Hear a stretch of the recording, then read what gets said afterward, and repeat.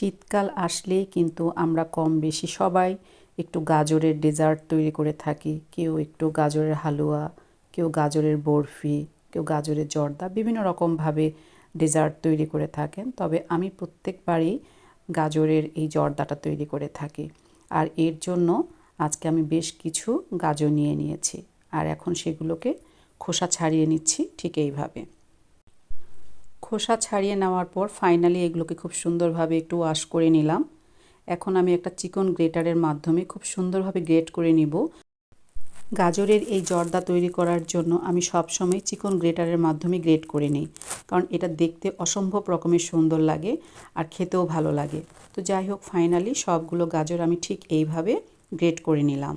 এখন একটা প্যানের মধ্যে পরিমাণ মতো ঘি দিয়ে নিচ্ছি। আর এই জর্দাটা করার জন্য অনেকেই রেগুলার তেল ব্যবহার করে থাকেন বা করতে পারেন, কিন্তু এটা পুরোটাই ঘি দিয়ে তৈরি করলে খেতে বেশি ভালো লাগে। তাই সবসময় আমি এটা ঘি দিয়েই তৈরি করে থাকি। তো এর মধ্যে কিছু গরম মশলা দিয়ে দিলাম, ছোটো এলাচ আর দারচিনি। এগুলো দিয়ে কিছুটা সময় নেড়ে চেড়ে যখন খুব সুন্দর একটা স্মেল বের হবে, তখন এগুলো তুলে ফেলে দিব। কারণ এগুলো মুখে পড়লে কিন্তু একেবারেই এটার টেস্টটা নষ্ট করে দেয়, তখন একদম খেতে ভালো লাগে না। যাই হোক, গাজরের পুরো অংশটাই আমি প্যানের মধ্যে এখন দিয়ে দিব। এখন আমি এর মধ্যে পরিমাণ মতো চিনি দিয়ে দিব। আর চিনি দেওয়ার পর কিছুটা সময় এটা নেড়ে চেড়ে এটার পানিটা যে আছে এটা শুকিয়ে ফেলবো। কারণ গাজর দেওয়ার পর আর চিনি দেওয়ার পর এর কিন্তু গাজরের একটা নিজস্ব পানি আছে, বা চিনির যে পানিটা বের হয় এটা কিন্তু কিছুটা সময় নেড়ে চেড়ে পানিটা শুকিয়ে নিতে হবে। তারপর আমি বাকি উপকরণগুলো এখানে অ্যাড করে দেব। চিনি দেওয়ার পর চিনির একটা আলাদা পানি, গাজরের একটু আলাদা পানি, বেশ কিছু পানি কিন্তু উঠে আসে। তবে এটা নেড়ে চেড়ে একটু সময় নিয়ে আস্তে আস্তে পানিটা শুকিয়ে নিতে হবে। আর খুব সাবধানে নাড়াচাড়া করতে হবে।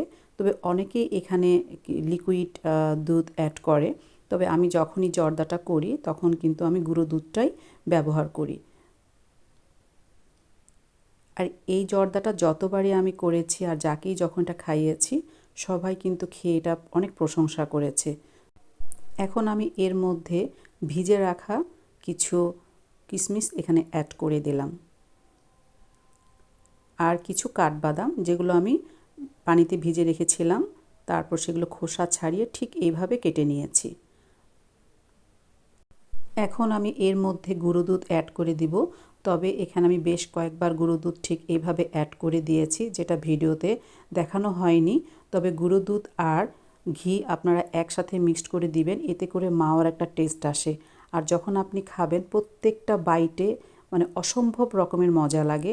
খুব অল্প সময়ের মধ্যেই কিন্তু আমার এই গাজরের জর্দাটা রেডি হয়ে গেল, ফাইনাল লুক চলে এসেছে। এখন আমি এটাকে একটা সার্ভিং ডিশের মধ্যে সার্ভ করে নেব।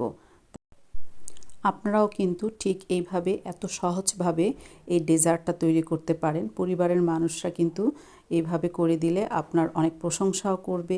আর আমরা সবাই কিন্তু রাঁধুনিরা, বিশেষ করে যারা রান্না করি, তারা যেমন রান্না করে সবাইকে খাওয়াতে ভালোবাসি, প্রশংসা শুনতেও কিন্তু ভালোবাসি।